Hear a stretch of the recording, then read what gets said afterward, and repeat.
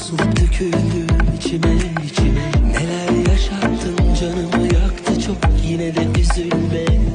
Olur da derdime düşersen, dönemedim diye merak edersen, suçlayıp kendini avutma, başa dönüp kendimi savunmam.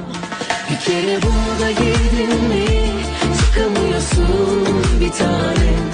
Burada fazla durdun mu utanıyorsun aşktan. Bir kere burada girdin mi çıkamıyorsun bir tanem.